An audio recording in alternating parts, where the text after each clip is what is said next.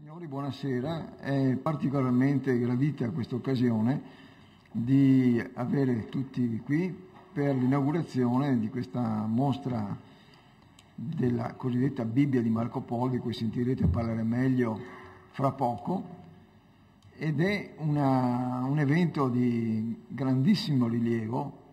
Devo dire che, mi dicevo stamattina al professor Melloni, che per me rappresenta, per me e per l'Istituto Veneto, rappresenta forse la mostra più importante, anche se è un solo pezzo, un solo esemplare, tra quelle che si sono svolte dal 2004, mi pare, sì, fino ad oggi, al piano nobile di Palazzo Franchetti, in quanto è un esemplare di una rarità incredibile, ma soprattutto perché rappresenta un oggetto, si fa per dire, insomma, è un libro, è il libro, la Bibbia, che ha avuto una storia veramente travolgente, come sentirete poi dire.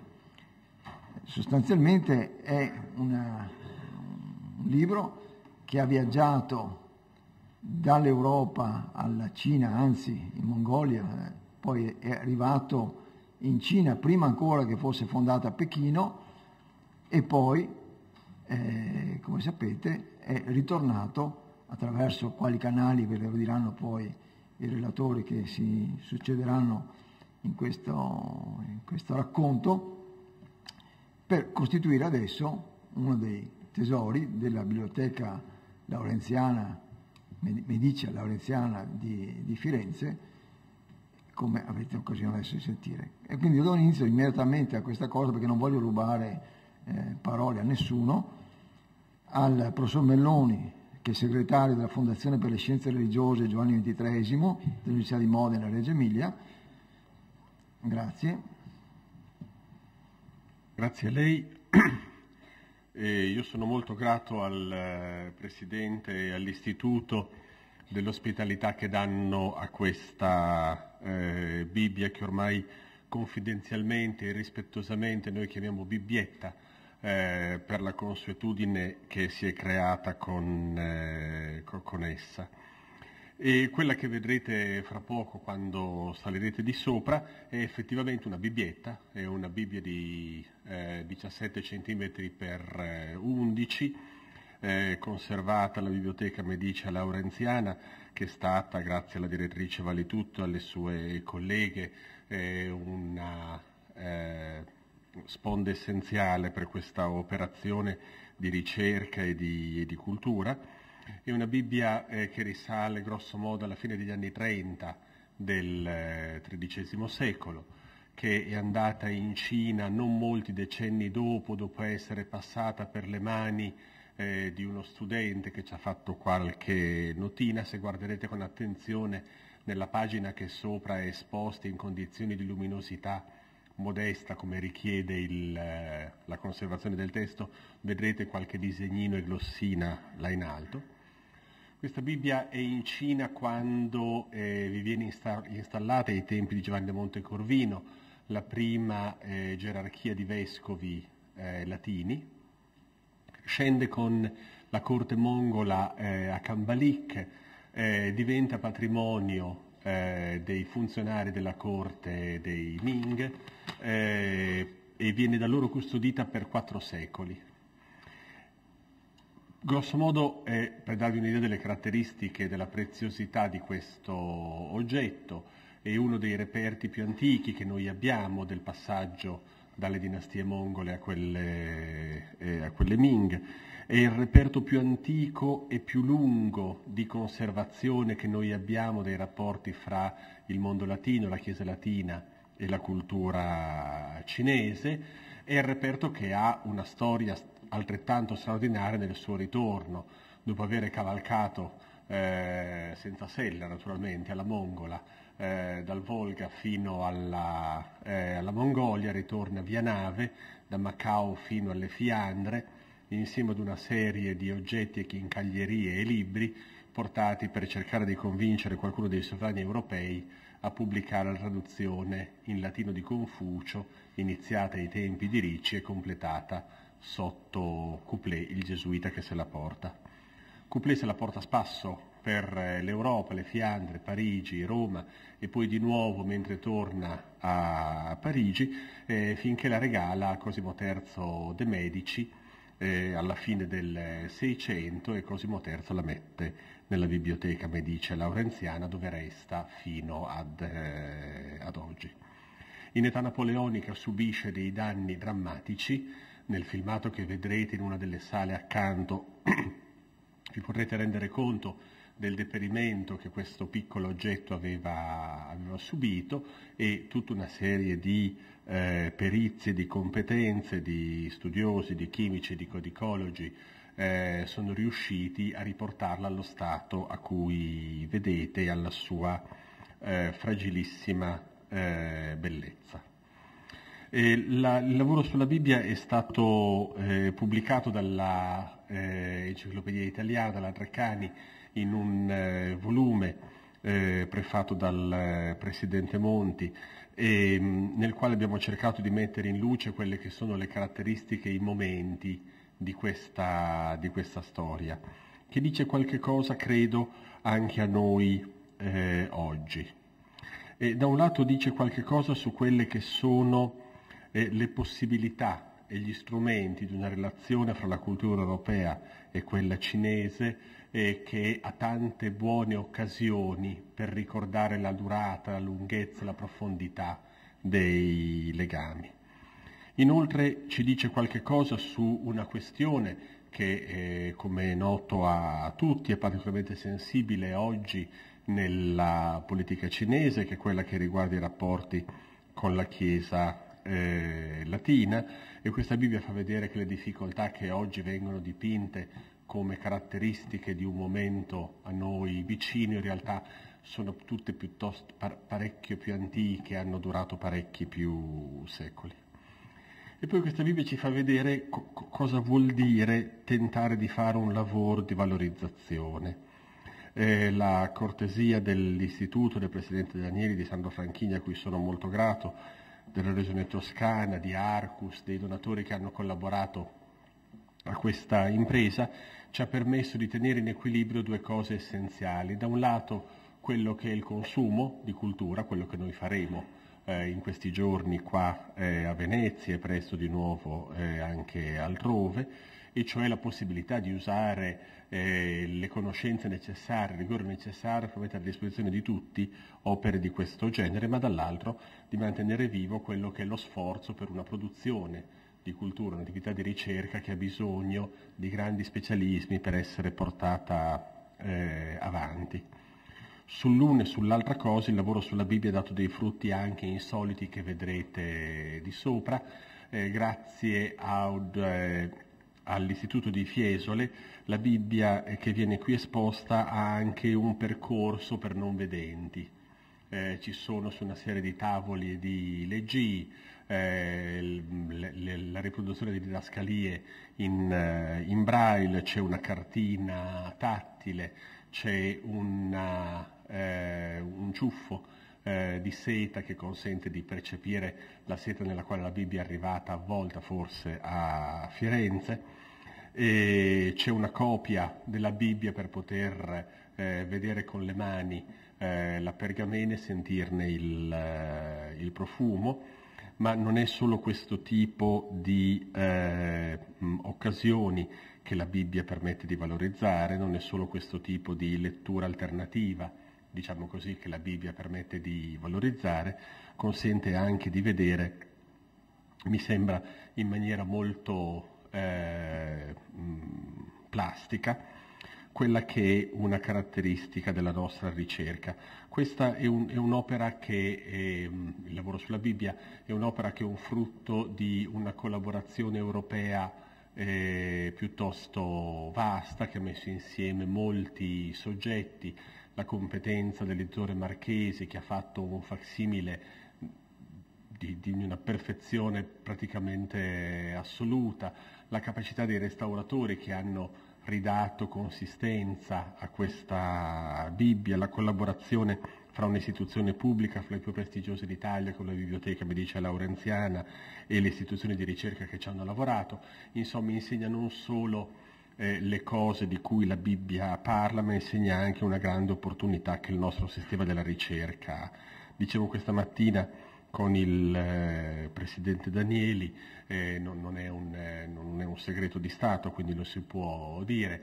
L'Italia ha ufficialmente avviato il suo impegno per entrare nella commissione transnazionale per la proclamazione della Via della Seta a patrimonio dell'umanità. Questa Bibbia, le Vie della Seta, ne ha fatta 1,5, ne ha fatto un pezzettino di quella di terra, ha fatto quella via mare. Era giusto che venisse a Venezia, dove forse non è mai passata, ma che le fa bene senz'altro vedere, non fosse altro per il nome che le dà fama e gloria, anche se forse portato con un pelo di gesuitica ambiguità. Pensiamo che possa fare qualche altro giro, pensiamo che possa tornare a vedere dei posti che già conosce, che possa tornare a Parigi, che possa tornare nelle Fiandre, che possa tornare a Pechino, chissà se rimarrà molto sorpresa o no. Grazie. Grazie. Do adesso la parola a Laura Fincato, Presidente Delegato dell'Expo Venezia. Può parlare anche da qua. E allora benvenuta alla Bibbietta a Venezia, felici noi veneziani, grati all'Istituto, grati a quanti hanno organizzato questa possibilità di conoscenza reciproca. È indubbio che ci sono molte chiavi di lettura per questa presenza e molte chiavi di lettura per la Bibbietta stessa. Io che ho il compito, come delegata del sindaco, di presiedere il comitato Expo, parto da Marco Polo, da dove dovevo partire. Un po' dopo, ma parto da Marco Polo per ripercorrere le relazioni che ci sono, specialissime, fra questa città, questo territorio e la Cina. Relazioni che cerchiamo di rendere vive, possiamo rendere vive nel nome di Marco Polo, proprio perché non sono state mai, anche se Marco Polo era un commerciante, semplicemente delle relazioni economiche.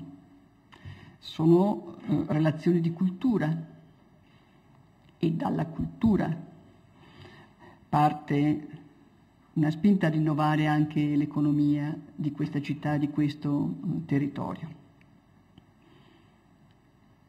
Noi abbiamo cercato, nel nome di Marco Polo, di ravvivare, rinvigorire, reinterpretare le relazioni, e anche attraverso di noi si sono reinterpretate le relazioni del nostro Paese. Oggi, ormai anche da qualche tempo, sembriamo, come Paese intendo, con il cappello in mano davanti alla porta della dirigenza cinese, a cercare linee di credito, a cercare sviluppo per aziende. Noi come Venezia, e per Venezia intendo un territorio di eccellenze, non intendo solo questa città, intendo quest'area vasta che attraverso la porta del brand di Venezia porta con sé tanti argomenti, tanta storia, ma anche tanta progettualità nel presente e nel futuro. Siamo nell'immaginario collettivo. Non c'è una volta, delle tante ormai, in cui mi sono recata in Cina, che alla parola Italia vedo un occhio vago. Alla parola Venezia sento dire subito Marco Polo. È un modo di entrare che ci qualifica. Io lo so perché seguo da dentro i discorsi che si vuole anche contrapporre Marco Polo a Matteo Ricci. Non è così che si può fare per il bene del nostro Paese. Non c'è un Marco Polo che è il commerciante e il gesuita Matteo Ricci, gli unici due italiani degni di essere ricordati nella storia e nella cultura cinese. Non ci sono due vie diverse, una mercantile, un po' becera, e l'altra intellettuale. C'è un modo e deve esserci un modo in questo paese per tenere insieme la storia e la presenza in Cina di Marco Polo e di Matteo Ricci e di, rigenerandola, rinvigorendola, reinterpretandola, capire che cosa vuol dire oggi essere ancora il paese che ha dato alla Cina Marco Polo e Matteo Ricci. Con questo farsi forza e non essere semplicemente secondo gli stereotipi. Anche perché, ed è questo che ho imparato sulla strada dell'uno e dell'altro andando in Cina, i cinesi, con le loro difficoltà, le loro contraddizioni, questo enorme e grandissimo paese, questo continente, è attento e orgoglioso e non vale la pena di presentarsi in Cina come soltanto degli eredi stanchi, incapaci di emulare la grandezza di Marco Polo, di Matteo Ricci, grandezze d'ordine diverso, ma grandezze che venivano dall'Italia. Anzi, credo che, ed è quanto ho imparato e sto imparando nelle relazioni con la Cina, quanto più nei confronti di questo enorme, nel senso fisico, nel senso numerico, nel senso della potenza, paese, ci si presenta con pari dignità, a prescindere dai numeri e a prescindere dal PIL, tanto più si può pensare di avere una chiave di successo. E Marco Polo e Matteo Ricci sono le chiavi interpretative del nostro presente e del nostro futuro in Cina. Ecco perché quando è stata indicata la strada di una collaborazione, facendo arrivare qui la Bibbietta, presentandola come Comitato Expo, come Venezia, abbiamo voluto essere piccoli protagonisti, aiutare, esserci insomma nel disegno, fare a Venezia una tappa importante e non semplicemente una delle tante, per riappropriarci di questo percorso complesso fatto dalla Bibbia, per reinterpretare la presenza in Cina di Matteo Ricci, per capire fino in fondo che cosa è stata per noi Venezia l'avventura di Marco Polo. Perché anche questo va detto, se i ragazzini cinesi imparano a scuola chi era Marco Polo, quando è andato Marco Polo, con chi ha dialogato, come è arrivato, che cosa è fatto, non credo che ci siano, ma neanche la millesima parte di ragazzini italiani, per non dire veneziani, che sanno chi è Marco Polo. Anche se Marco è un nome che molto spesso diamo ai nostri figli, ma Marco Polo ti guardano con gli occhi smarriti come quelli dei cinesi quando gli dici che vieni dall'Italia. Se specifichi che vieni da Venezia, allora sì, ti riconoscono. Questo non è semplicemente un orgoglio di provenienza, è un volere riportare alle ragioni vere, che sono quelle della cultura, che sono quelle della volontà di conoscere, di interpretare, di essere protagonisti del proprio tempo, la presenza della Bibbietta qui e il percorso che noi stiamo compiendo. Dico come città, come territorio. Abbiamo avuto la capacità di andare all'Expo di Shanghai.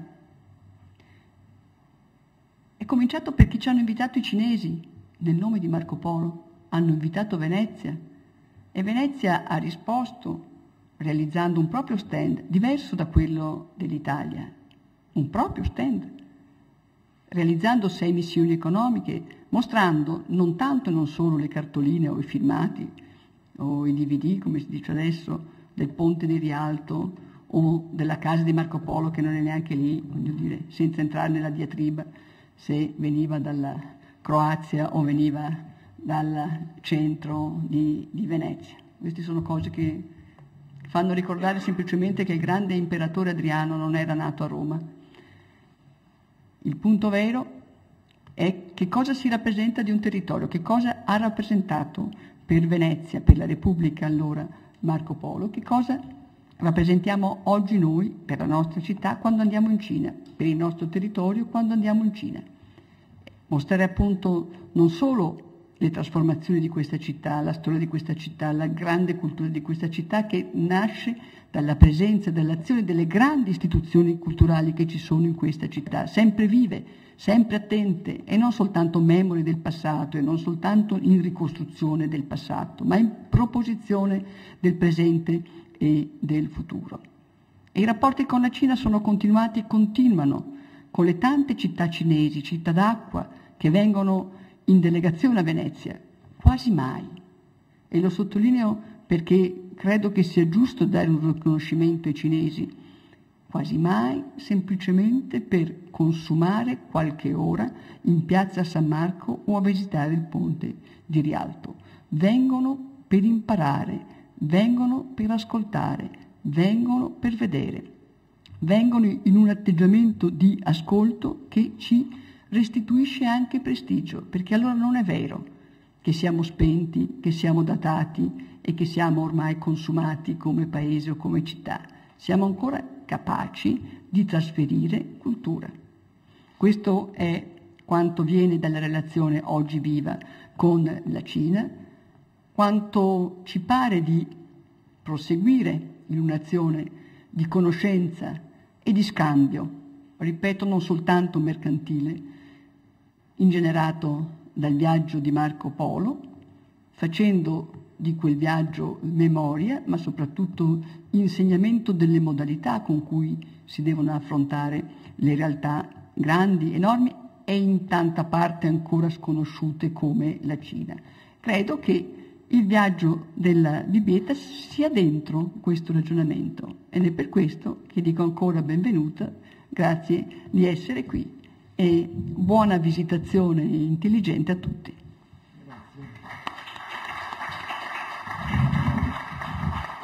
Bene, si è parlato di rapporti con la Cina, chi meglio di Marco Ceresa, direttore dell'Istituto Confucio, può dirci un saluto, dato che la sua istituzione, diciamo, è un punto focale, un punto nodale del rapporto a Venezia con la Cina.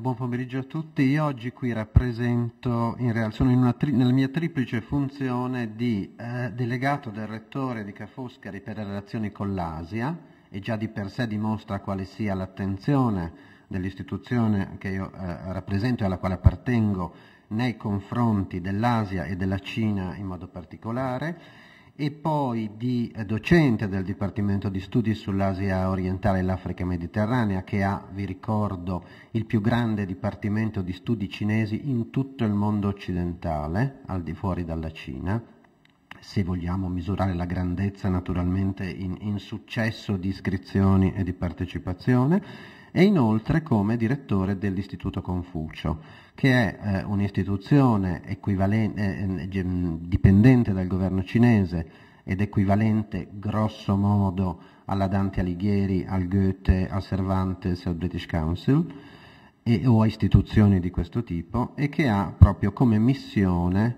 quella di diffondere la cultura e la lingua cinese al di fuori della Cina. Ora, iniziative come quella che oggi siamo qui ad illustrare e celebrare, e oggetti manufatti come quelli che oggi siamo qua ad esporre, sono un'esemplificazione del ruolo di ponte che l'Italia in generale e la città di Venezia in particolare hanno avuto fin da un'antichità abbastanza remota fra appunto la Cina, intesa in tutti i sensi, e il mondo europeo ed il mondo occidentale. Non vorrei ripetere cose che sono appena state dette egregiamente e che abbiamo comunque già sentito su Marco Polo e Matteo Ricci, che testimoniano l'interesse di varia natura dell'Italia nei confronti del mondo cinese, ma vorrei piuttosto concentrarmi su Venezia e ricordare in modo molto semplice come la Cina sia stata fortemente presente nella cultura veneziana, intesa in tutti i sensi, fin da subito dopo il periodo Marco Polo. E vorrei ricordarvi quindi ad esempio Gozzi. Siamo 500 anni dopo Marco Polo, però Gozzi introduce la Cina sui palcoscenici cinesi. Nel Settecento il dramma cinese, cosiddetto cinese, poi naturalmente non era filologicamente cinese, però era una realtà culturale. L'Abate Chiari, il grande nemico di Goldoni, a sua volta scrive drammi di argomento cinese. Tiepolo, gli affreschi di Tiepolo, la villa Ainani, è quello che possiamo vedere a Carezzonico, il Salotto Verde, tutte presenze palpabili, tangibili, godibili e, se vogliamo, popolari della Cina in questa città. E sempre passando da Gozzi arriviamo non più a Venezia, ma comunque con un'origine veneziana, alla storia, il mito di Turandot, Puccini, la fortuna che questo mito ha conosciuto sulla scena italiana e sulla scena di tutto il mondo. Curiosamente tutte queste esperienze culturali, esempi di produzione culturale che vi ho menzionato, girano intorno a libri o a testi, nell'accezione più culturalista del termine testo naturalmente. Commedie, le memorie di Marco Polo, gli affreschi che sono un testo e altri libri, opere liriche, eccetera. Quindi i libri, sappiamo, non sono mai oggetti neutri. I libri sono oggetti che potremmo definire unheimlich, sono oggetti perturbanti, sono oggetti che sono carichi di passioni e di storia. Per i libri si fanno le guerre, in Cina in modo particolare la questione dei libri è stata più di una volta centrale in decisioni politiche molto importanti. Quindi questa nostra affettuosamente chiamata Bibbietta, che è un diminutivo aggraziato, è in realtà un libro che è stato portatore di storia, di conflitti, di incontri di civiltà, ma anche di scontri di civiltà. Ecco, io sono molto contento che si sia fatta che in questa iniziativa, della quale le istituzioni che io rappresento sono in misure diverse partner, proprio perché si può far sì che il pubblico capisca tutti i livelli di significato che un oggetto di questo tipo o oggetti simili portano, e sia in grado di meglio comprendere l'altro, appianando tutte le difficoltà, o cercando di appianare tutte le difficoltà, smontando con l'aiuto degli esperti i livelli di significato di cui questo oggetto è carico, e cercando di liberarsi di tutti i pregiudizi e di tutti i preconcetti che abbiamo nei nostri rapporti con l'altro. Quindi ringrazio ancora chi ha reso possibile questa iniziativa, e spero che ce ne possano essere delle altre alle quali saremo felici di cooperare. Grazie. Adesso do la parola alla dottoressa Vera Valitutto, direttrice Biblioteca Medicea Laurenziana,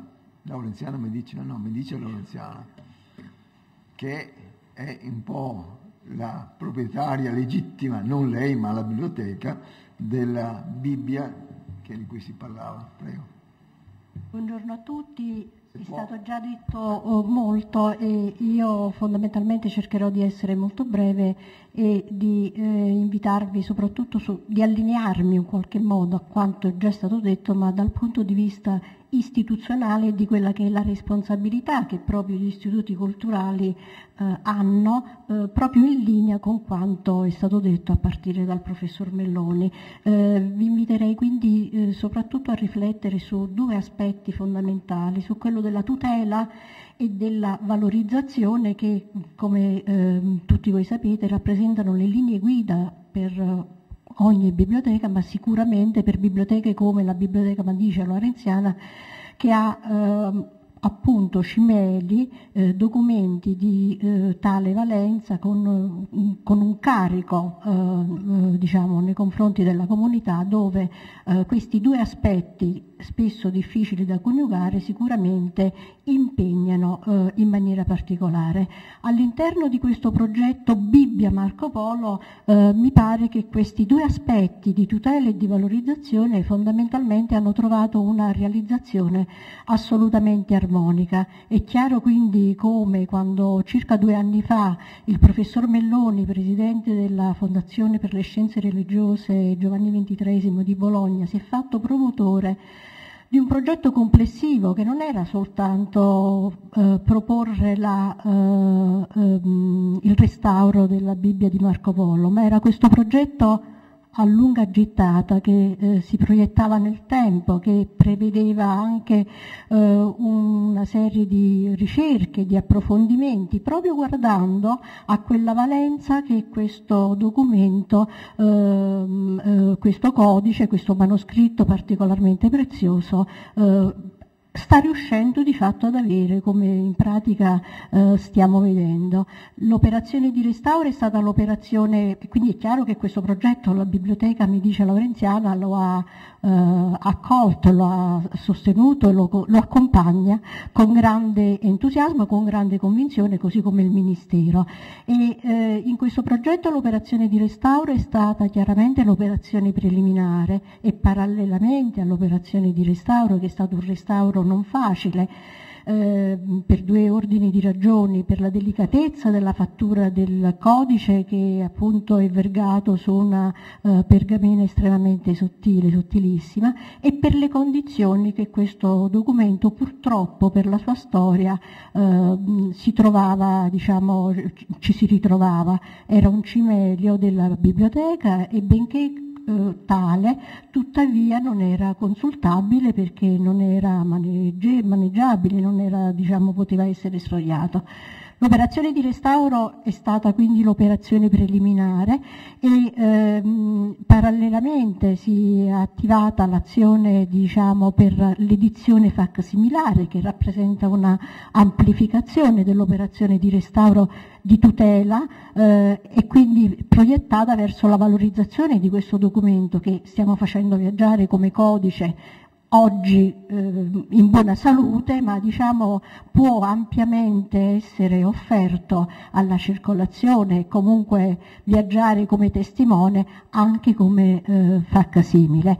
E in questo progetto di lunga durata è stata bene integrata l'operazione di valorizzazione. Fin dall'inizio si era previsto di appunto far compiere questo viaggio e questo percorso. A giusta ragione questo percorso è cominciato subito dopo l'operazione di restauro, con una prima tappa proprio alla Biblioteca Medicea Laurenziana, la sede un po' casa sua nella Bibbia, dove il lavoro di restauro è stato presentato, documentandolo per poterlo anche raccontare all'esterno.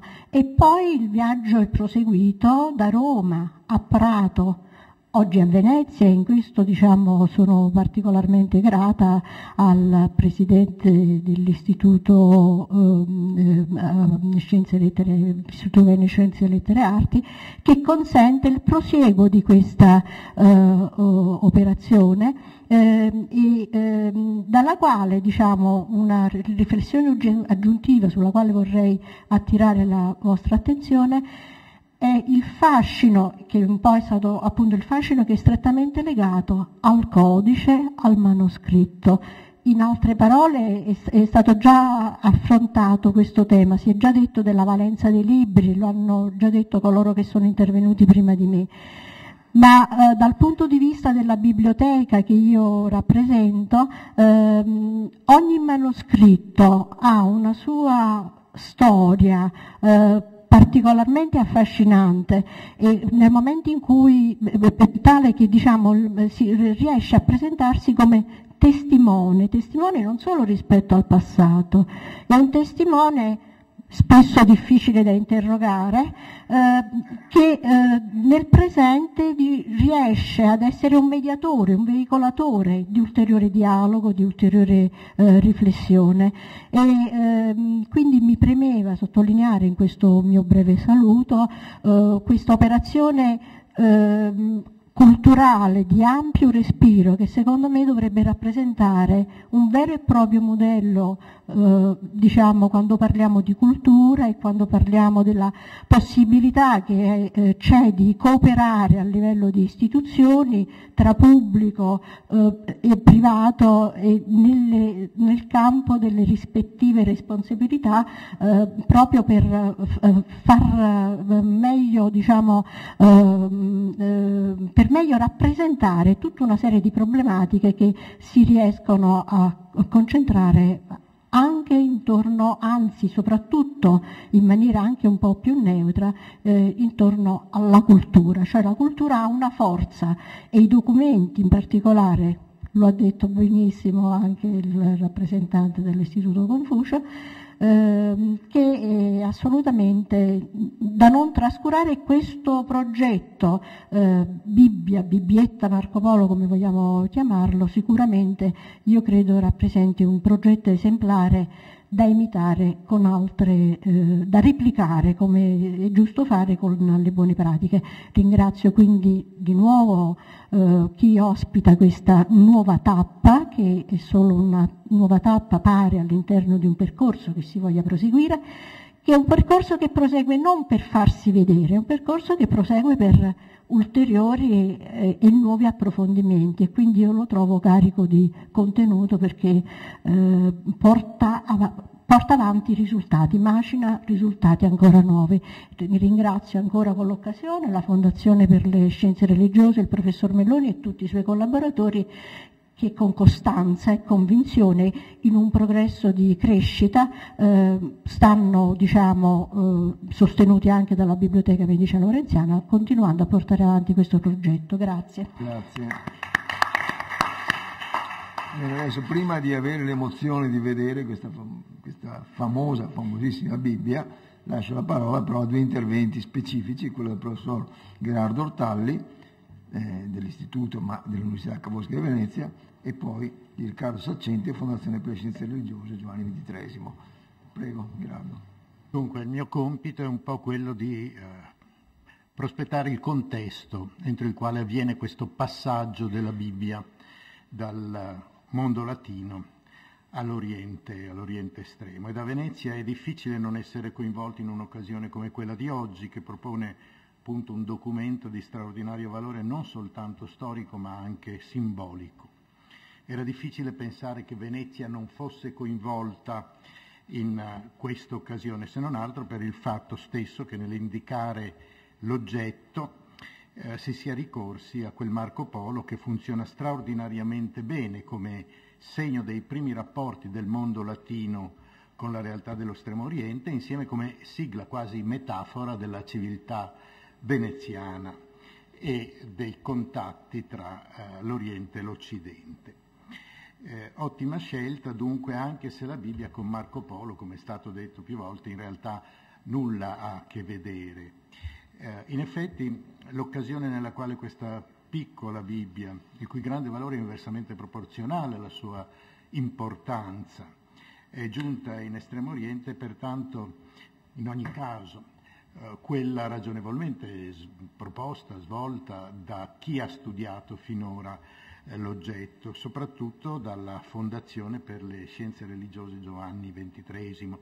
Mi viene sempre in mente di chiamarla il centro di documentazione, perché quando lo frequentavo era il centro di documentazione, il resto ancora era di là da venire. E sono anch'io convinto che l'occasione si leghi alle missioni inviate a partire dal 1245 da Papa Innocenzo IV, ossia Sinibaldo Fieschi, alla ricerca dei contatti, dei primi contatti con il Gran Khan.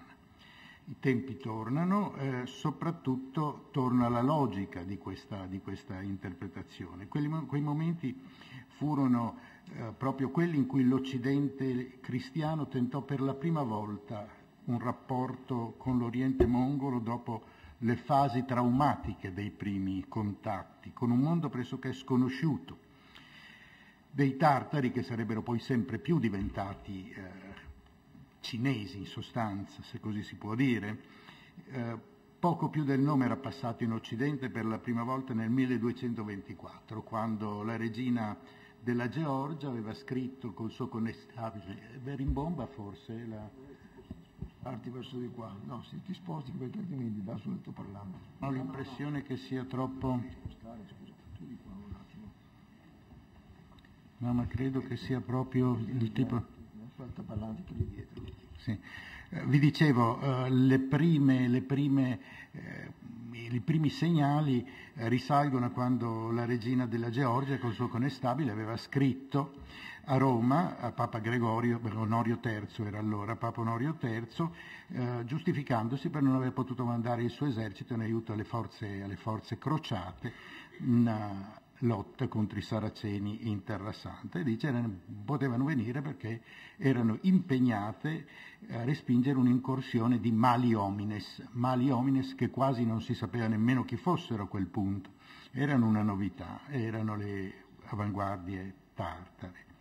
E a maggior ragione non si poteva percepire questo che stava per accadere da altri fatti che avevano un valore di premonizione quasi, come la crisi del mercato delle aringhe. La crisi del mercato delle aringhe, il cui prezzo era precipitato sulla grande piazza delle aringhe, che era quella di Yarmouth, sulla costa del Norfolk, perché nel 1238, appunto, non erano giunti mercanti di pesce che arrivavano regolarmente dal Baltico a comprare le aringhe, non erano giunti, si sapeva, perché erano bloccati dal timore per quei pestiferi uomini che arrivavano dall'Asia, ma di cui quasi nulla di preciso di più si sapeva. Comunque è nel 1238 che la paura comincia a farsi vera, di quella gente che si era presentata all'improvviso senza che nessuno avesse previsto nulla, senza che nessuna forza sembrasse in grado di contrastarla.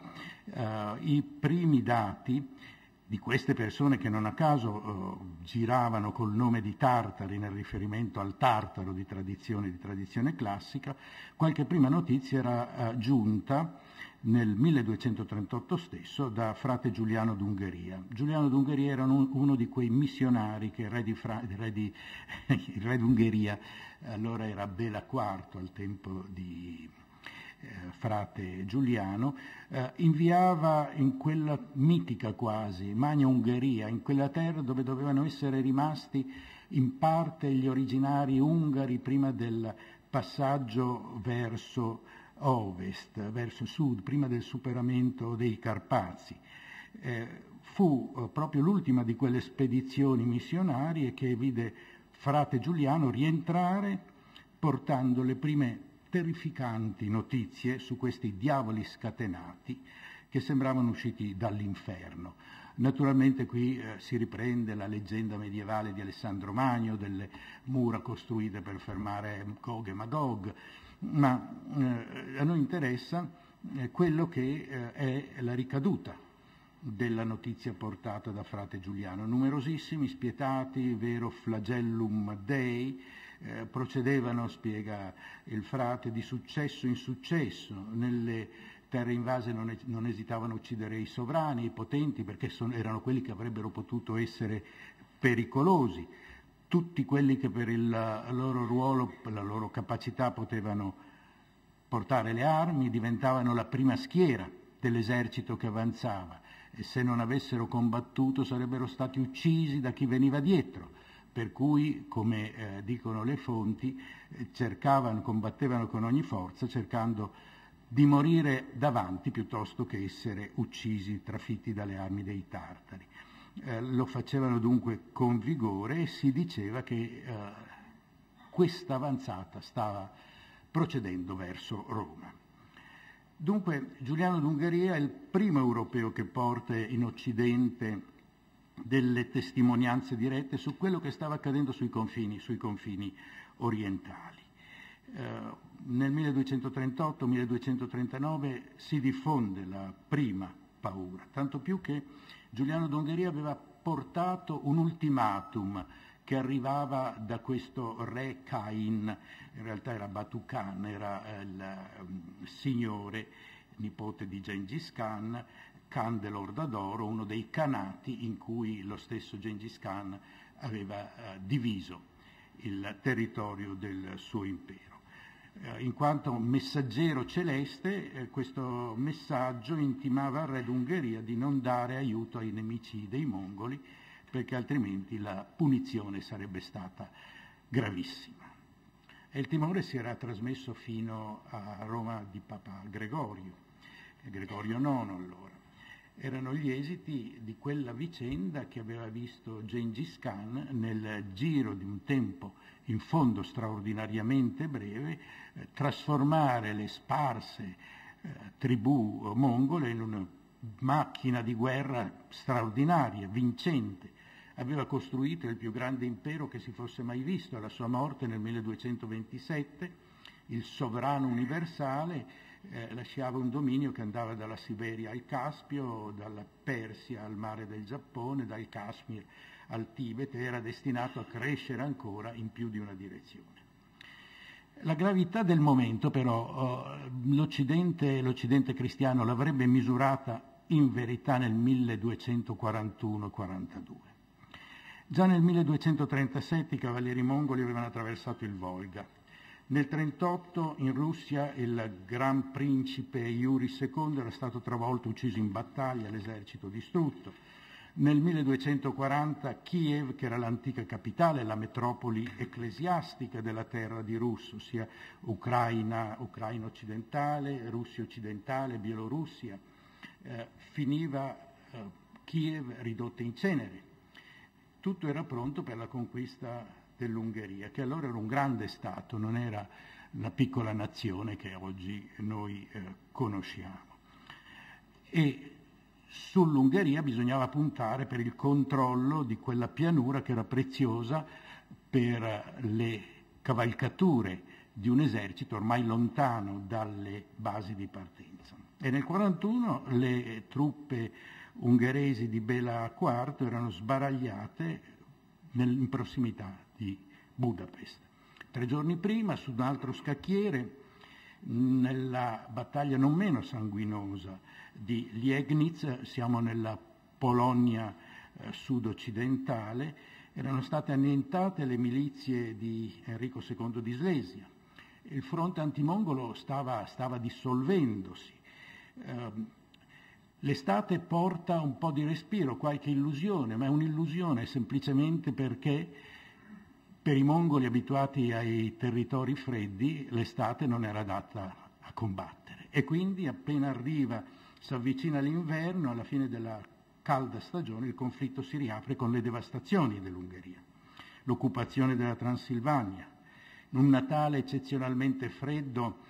Le acque ghiacciate del Danubio favoriscono il passaggio ulteriore della cavalleria mongola che inseguiva il sovrano ungherese e giunge alla Slavonia, alla Croazia, alla Bosnia, fino alle terre serbe di Rascia, Montenegro, l'Albania.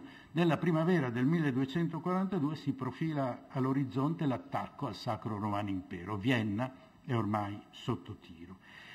Dopo che i mongoli, per usare le parole che avrebbe poi detto Tommaso d'Aquino, l'Orda d'Oro era giunta a bagnare nell'Adriatico le proprie cavalcature e a quel momento si ritira. Si poteva ringraziare il cielo, restava una lunga scia di disastri, il terrore era ancora sempre più alimentato, giravano le informazioni terribili. Per esempio si sapeva che a Pest quanti avevano trovato rifugio nel convento dei Domenicani erano stati bruciati vivi con il convento, che dopo la battaglia di Liegnitz erano stati raccolti 8 sacchi di orecchie dei vinti, la testa mozzata di Enrico di Slesia era stata portata in giro per parecchi giorni sulla lancia. Lo stesso, la testimonianza di Tommaso di Spalato ricordava le uccisioni in massa in Bulgaria, in Croazia, e come i mongoli cavalcassero lungo la sponda del Danubio portando impalati sulle lance bambini. Quel ritiro del 1242 appariva incomprensibile all'Occidente. Non sapeva l'Occidente che nel dicembre del 1241 era morto Ogudai. era morto il successore di Gengis Khan e pertanto i signori della guerra dovevano rientrare per la grande assemblea del Kurultai che si doveva tenere verso il Gobi, verso Karakorum, dove si sarebbe eletto il nuovo Gran Khan. Era un appuntamento al quale nessun personaggio potente con le sue milizie poteva mancare. Gli eserciti rientravano, lasciavano un'Europa che temeva ancora, che sperava di poter respirare, ma era un'Europa di paura, di sbandamenti, di contrasti, di conflitti tra quei sovrani che avrebbero dovuto preparare la difesa eventuale. E in quel disordine fu proprio la Chiesa di Roma che per prima riuscì a muoversi. E qui entrano in campo le vicende della piccola Bibbia di Marco Polo. Quando Innocenzo IV nel 1245 convoca un concilio ecumenico a Lione aveva trovato rifugio per l'aperta ostilità dell'imperatore Federico II, tra i maggiori problemi della Chiesa pone anche la necessità di contrastare quella che era la empia gente dei Tartari da bloccare con un braccio potentemente armato. La chiamata alla difesa si univa tuttavia a un tentativo di presa di contatto con l'avversario potenziale. Cioè, dopo le fasi dell'incomprensione prima, non si capiva cosa fosse, della paura, poi delle distruzioni effettive, si passava alla fase dei primi rapporti, era un salto significativo. E nel marzo del 1245, mesi prima che si aprisse il concilio, ben 3 missioni partivano da Lione andando a cercare quella che era la corte del Gran Khan. Quella che giunse in Armenia era guidata da un domenicano, un pessimo diplomatico, il lombardo Ascelino, che era stato capace di irritare i signori mongoli al punto che questi discutevano su come ammazzarli tutti senza venir meno agli obblighi di rispetto dell'ambasciatore. Si era proposto persino di metterli davanti alle macchine di guerra, così sarebbero state le macchine di guerra che ammazzavano loro e non c'era la responsabilità dei signori della guerra. Le cose andarono meglio con l'altra spedizione, quella di un domenicano francese. Naturalmente erano gli ordini mendicanti che sapevano e potevano muoversi, che avevano rapporti, che avevano queste abitudini. Questa nuova spedizione tra il 45 e il 1247 giunge in Ira, a Tabriz, e lì entra in contatto con comunità cristiane. Sono nestoriani del luogo, si raccolgono notizie, si hanno rapporti, possiamo dire, di tollerante ragionevolezza forse. Quella che però più importa è la spedizione guidata dal francescano Giovanni di Pian del Carpine.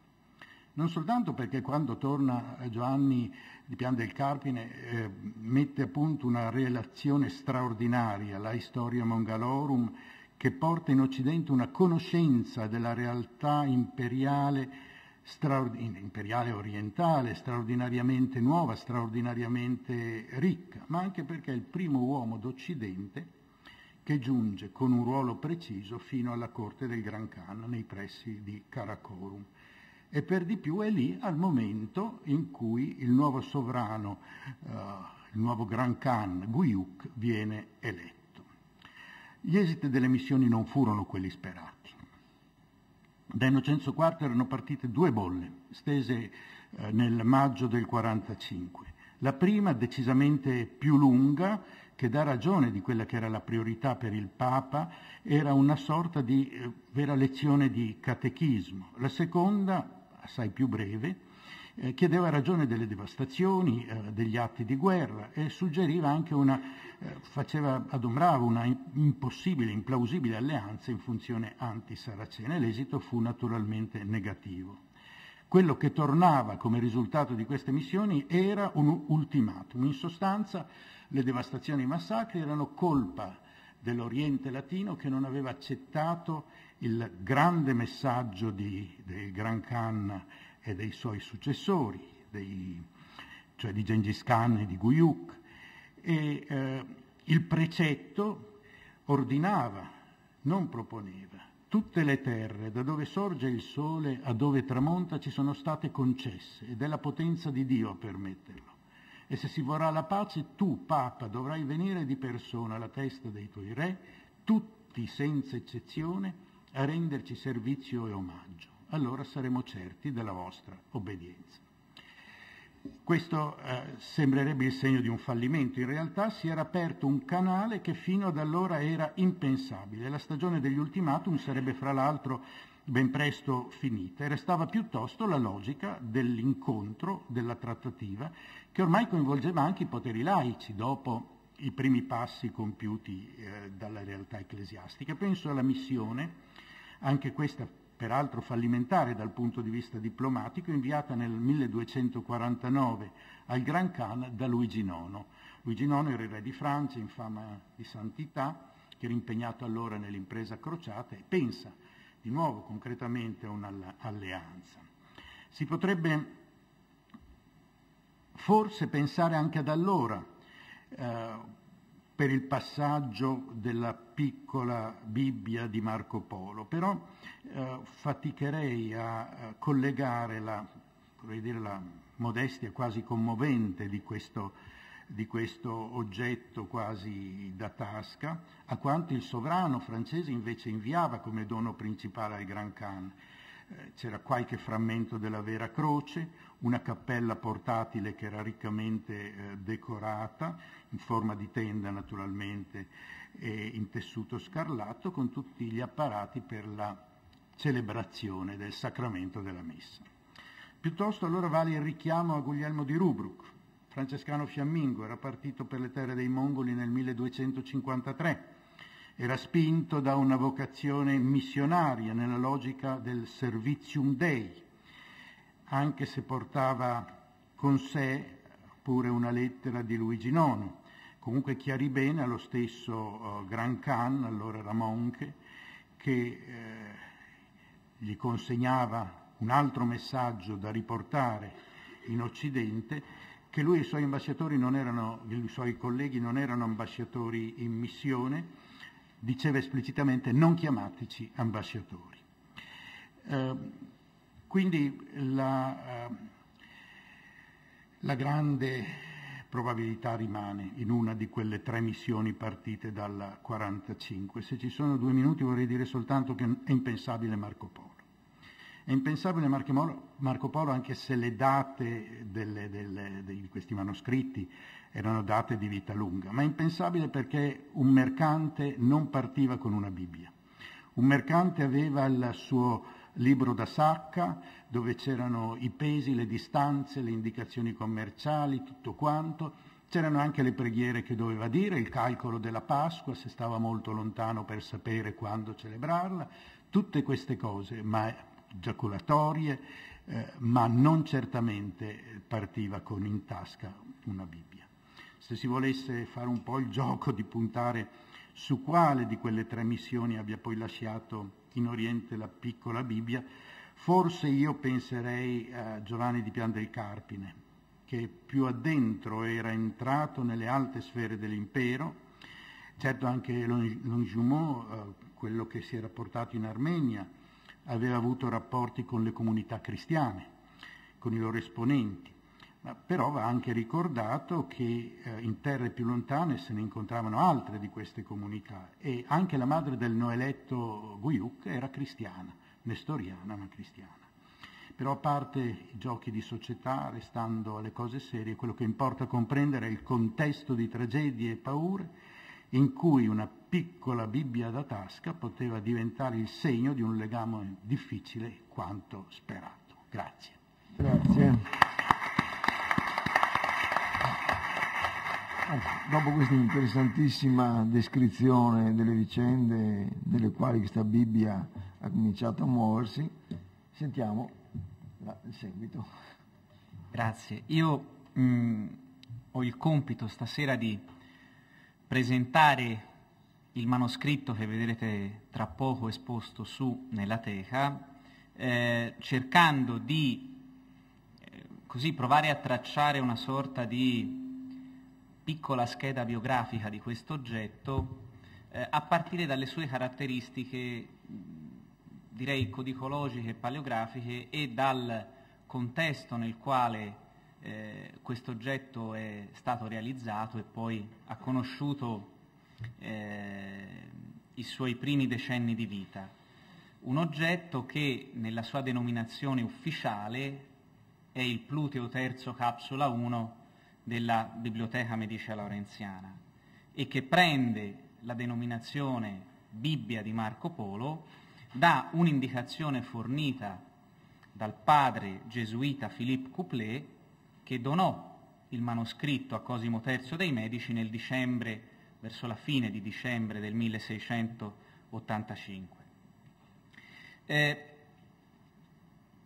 La prima notizia estesa che noi abbiamo riguardo alla presenza di questo manoscritto a Firenze risale al catalogo della Biblioteca Laurenziana, che nel 1752 viene pubblicato da Antonio Maria Biscioni, nel quale si dà conto della presenza fra i manoscritti della biblioteca di una Biblia Latina Vulgate Editionis, che era giunta fra i beni della biblioteca sul finire del secolo precedente, e a corredo di questo manoscritto era allegata una nota che in qualche modo spiegava le circostanze nelle quali questo oggetto era stato ritrovato in Cina. Il testo di questa nota era redatto e sottoscritto appunto dal padre Philippe Couplet, all'epoca della stesura di questa nota procuratore della viceprovincia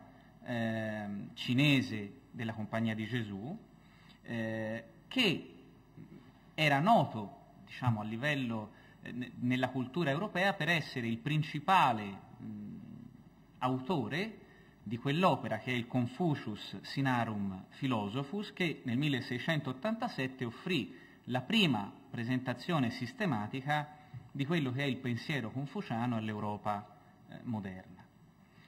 In questa breve nota che accompagna la Bibbia di Marco Polo, appunto, il padre gesuita informa che il manoscritto era stato ritrovato in possesso di una famiglia cinese nella città di Changzhou, in quello che era il territorio dell'antica provincia di Nanchino, e stando alle memorie di questa famiglia il manoscritto era giunto in Cina all'epoca della dinastia degli Yuan, nel momento in cui in Cina erano presenti Marco Polo e diversi altri europei.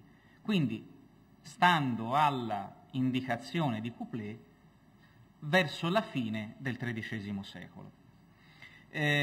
Biscioni, dopo aver trascritto la nota di Couplet, precisava che il manoscritto presente nella biblioteca era fortemente danneggiato. Successivamente alla nota di Biscioni, al catalogo di Biscioni, questo manoscritto è stato oggetto di successive ricognizioni da parte dei bibliotecari della Laurenziana, e solo a partire dall'inizio del Novecento è stato oggetto di interesse da parte di studiosi che si occupavano della storia della presenza cristiana in Cina. Arthur Moule, in un volume del 1930, Christians in China Before the Year 1550, aveva per primo legato la presenza di questo oggetto in Cina alla missione francescana tra la fine del XIII e il XIV secolo. Negli stessi anni Anastasius van den Wingert, primo editore critico dei testi francescani relativi alla presenza dei francescani in Cina nei secoli medievali, aveva a sua volta collegato questo manoscritto alla missione francescana, e in un modo più specifico negli anni 50 uno studioso polacco, professore alla Notre Dame University, Boleslav Szczesniak, aveva ripercorso e raccolto il materiale relativo alla Bibbia di Marco Polo, sostanzialmente confermando il rapporto fra questo oggetto e la presenza dei francescani in Cina, e giudicando in questo caso la menzione di Marco Polo fatta da Couplet come una sorta di fantasiosa supposizione da parte del padre gesuita. in realtà più che una supposizione, il professor Melloni lo citava all'inizio, il riferimento a Marco Polo da parte di Couplet sembra piuttosto un'indicazione cronologica per quello che è il periodo in cui la Bibbia è verosimilmente arrivata in Cina.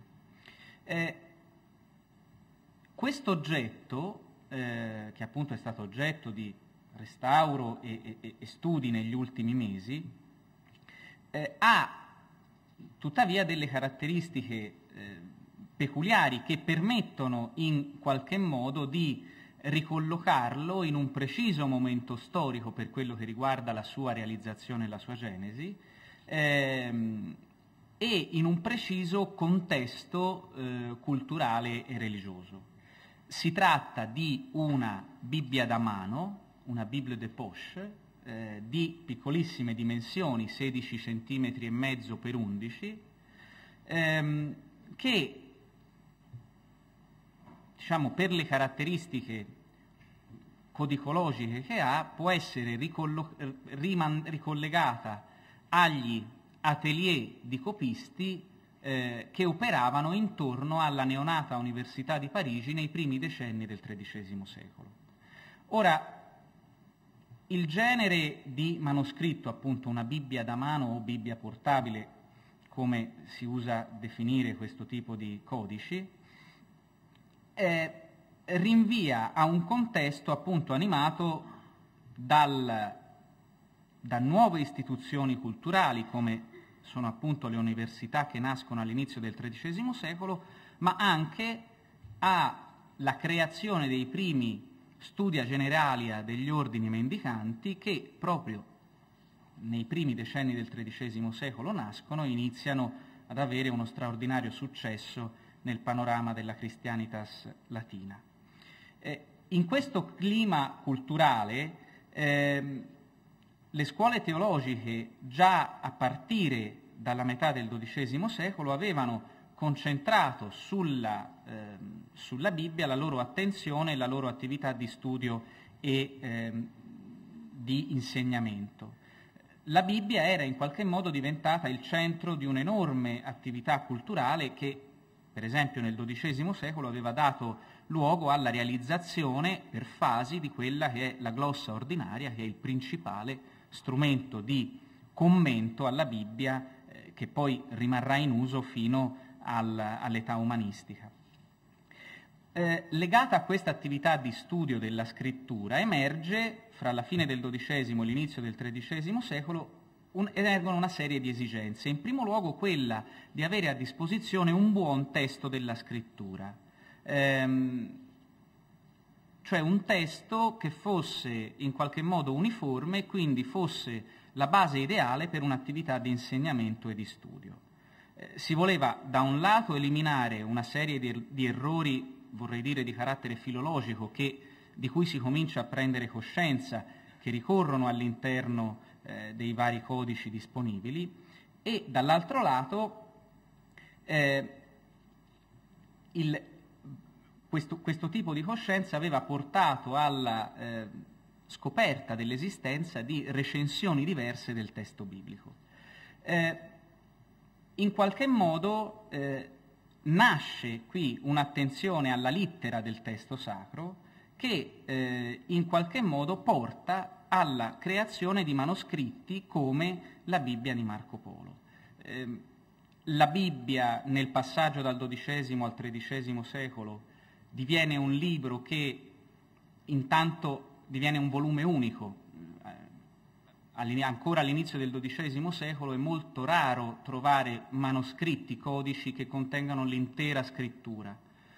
È prevalentemente dalla metà del XII secolo che si iniziano ad avere manoscritti che contengono l'intero testo sacro e progressivamente, per rispondere alle esigenze di un insegnamento che si fa sempre più ampio, si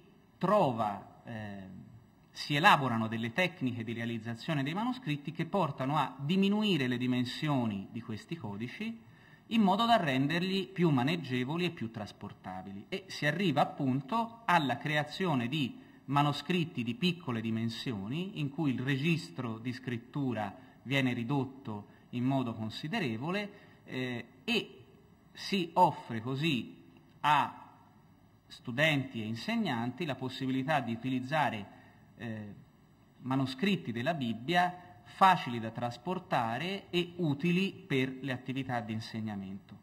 Manoscritti del genere si rivelano utilissimi anche per quella che è la vita degli ordini mendicanti che nascono appunto all'inizio del XIII secolo e la cui diffusione è legata anche, quasi fin da subito, al diffondersi delle istituzioni universitarie. Negli statuti dell'ordine domenicano del 1228, nelle prime costituzioni dell'ordine, viene in qualche modo istituzionalizzato l'insegnamento ai novizi sulla scrittura, al punto tale che l'ordine si dà per regola quella di fornire a ciascun novizio tre libri, che erano una copia dell'istoria scolastica di Pietro Comestor, una copia delle sentenze di Pietro Lombardo e una copia della Bibbia. Verosimilmente queste Bibbie fornite dall'ordine erano Bibbie dello stesso genere della Bibbia di Marco Polo, cioè Bibbie portabili, Bibbie che i frati mendicanti potevano facilmente riporre nelle loro bisacce e portare in giro per l'Europa e, come dimostra anche la Bibbia di Marco Polo, in giro per il mondo.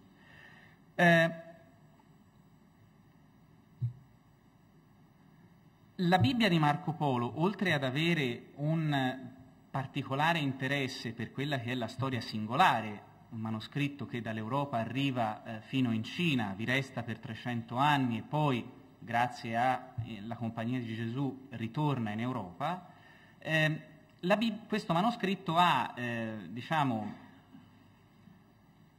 dimostra un interesse significativo anche dal punto di vista della storia del testo sacro, per alcune caratteristiche paleografiche.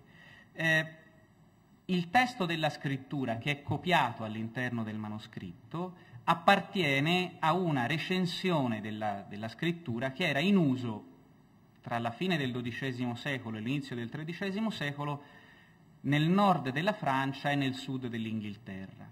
Il copista che ha copiato questo testo lo ha poi collazionato, vorrei dire, confrontato e corretto sulla base di una particolare recensione della Bibbia, che è nota come il testo Omega per gli studiosi di filologia biblica, che è la cosiddetta Bibbia di Parigi, cioè quella particolare recensione del testo sacro della Vulgata di San Girolamo che intorno al 1225 i maestri di teologia dell'Università di Parigi individuano come il testo ufficiale da utilizzare nelle loro attività di insegnamento e allo Studium di Parigi. Quindi è quel testo che in qualche modo dagli anni 20 del XIII secolo diventa il testo ufficiale e rimarrà tale fino sostanzialmente ad oggi. È la Vulgata che poi l'edizione clementina dopo il Concilio di Trento darà alle stampe. Quindi il manoscritto della Bibbia di Marco Polo è particolarmente interessante perché testimonia del momento in cui quel testo diventa il testo ufficiale in uso a Parigi e quindi diventa il testo su cui correggere i vari manoscritti della Bibbia che vengono realizzati. Questo ci consente anche di datare la realizzazione del manoscritto. Siamo verosimilmente intorno agli anni 30, 1230-1235 del XIII secolo, siamo a Parigi. Lo si capisce anche dalle decorazioni del manoscritto, il tipo di filigrane utilizzate per decorare i capilettera rinvia a quelle in uso a Parigi in quegli stessi anni e quindi possiamo in qualche modo dire che il viaggio di questa Bibbia comincia nella Parigi del 1235, in quella Parigi che da pochissimi anni, con la Parens Scientiarum di Gregorio IX, il professor Ortalli prima ricordava questo pontefice, diventa uno dei principali centri culturali dell'Europa del tempo. Il manoscritto presenta anche una serie di caratteristiche che ci permettono in qualche modo di tracciare la storia dei suoi primi anni o decenni di vita. Accanto all'opera del copista, che copia il testo e lo corregge, nei margini del manoscritto si trovano una serie di mani, almeno altre 5 mani diverse, che sono responsabili di una serie di note, di annotazioni prese in punti diversi del testo. Sono annotazioni di carattere diverso, alcune sono correzioni di errori del testo, altre sono annotazioni di lezioni diverse, quindi di varianti al testo della scrittura, che chi ha utilizzato questo manoscritto ha in qualche modo individuato. Altre annotazioni ancora, e queste forse sono le più interessanti per capire l'uso che è stato fatto di questo oggetto, sono appunti, per così dire, che rinviano agli strumenti comunemente in uso nel XIII secolo, sia all'università, sia in uno studium generale di un ordine mendicante, per studiare la scrittura.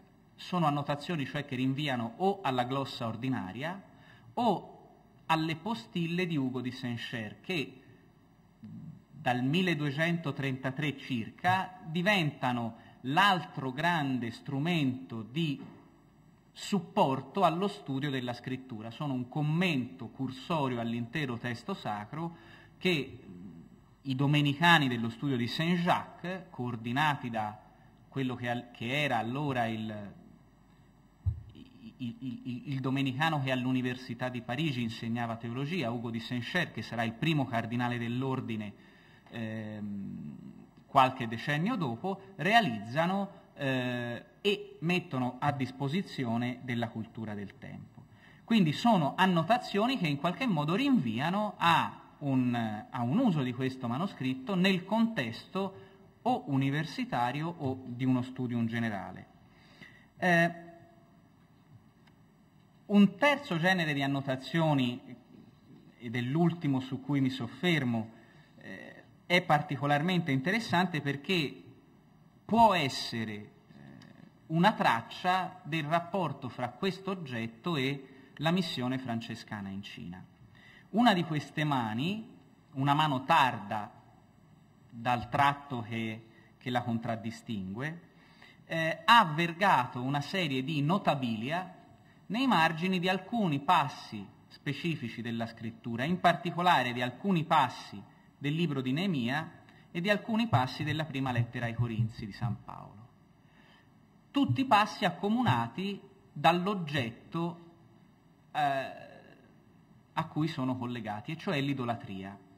Ora, dalla serie di relazioni che noi abbiamo, redatte dai francescani, che si erano recati in Cina e nel corso del XIII secolo, e da parte dei vescovi francescani che a partire da Giovanni da Montecorvino rappresentano il primo nucleo di una chiesa latina in Cina, sappiamo che l'idolatria era uno dei punti fondamentali su cui l'attività o il tentativo di conversione dei tartari verteva. L'Historia Mongalorum, che veniva citata prima, e Guglielmo di Rubruck, tutti quanti i francescani che scrivono del loro viaggio in Cina, presentano i mongoli come un popolo la cui fede è monoteista ma caratterizzata da culti idolatrici. Quindi in qualche modo la presenza su questo manoscritto di una serie di notabilia posti accanto a versetti da una stessa mano, posti accanto a una serie di versetti legati al culto, alla questione dei culti idolatrici, può in qualche modo essere ricondotta a questo tipo di al rapporto del possessore di questo oggetto con la cultura dei mongoli e dei tartari.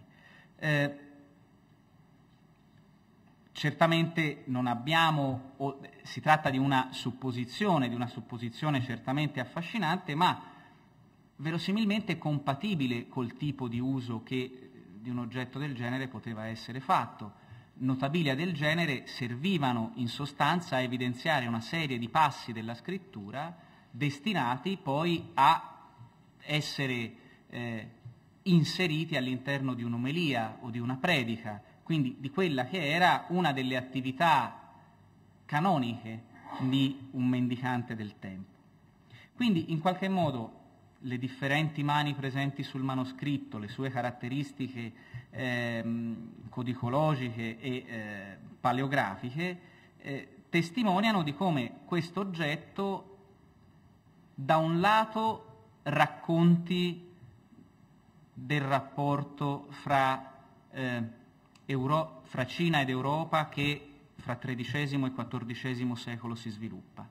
Dall'altro lato riconducono la nascita di questo oggetto e la sua realizzazione a un momento preciso e a un luogo preciso che è appunto la Parigi dell'inizio del XIII secolo. Perché il Pluteo fiorentino è verosimilmente stato utilizzato nell'ambito di attività di insegnamento e di studio che in quei marginalia hanno lasciato la loro traccia. E concludo, se il manoscritto circolò fra i mendicanti legati a luoghi di formazione culturale come un'università o uno studium generale, è possibile ipotizzare che anche colui che portò questo codice in Catai appartenesse a quello stesso retroterra culturale, e del resto, se si ripercorrono le biografie dei vari francescani impegnati nelle missioni verso l'Oriente, si scopre che molti di essi erano maestri di teologia, lettori nei vari studia generalia dell'ordine, uomini che avevano un'altissima preparazione culturale, che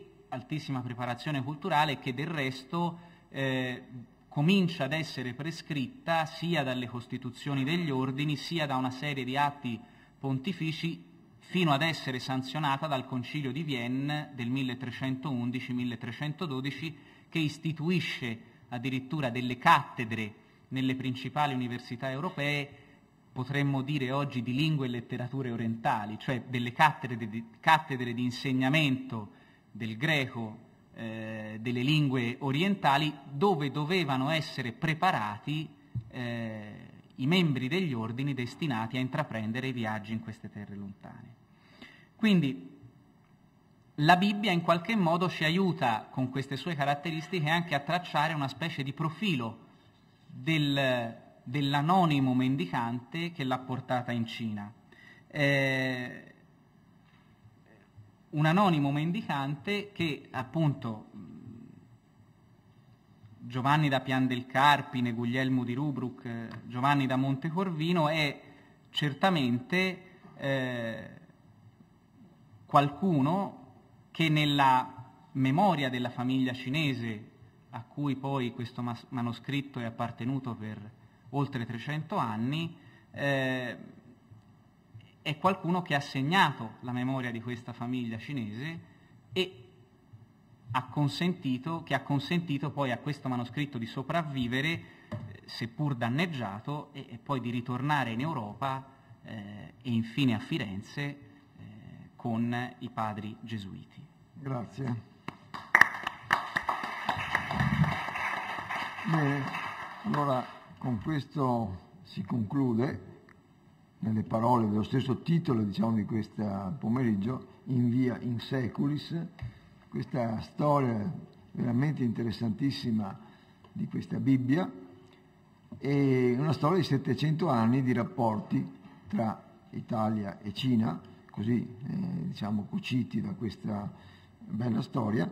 E con questo io chiudo ringraziando, però lo devo fare, le persone che dell'Istituto Veneto hanno contribuito in maniera fondamentale per la realizzazione di questa mostra e della giornata e tutto il resto, cioè il cancelliere dottor Franchini e la signora Palandri, che si occupa delle relazioni esterne dell'Istituto, e il dottor Metrangolo.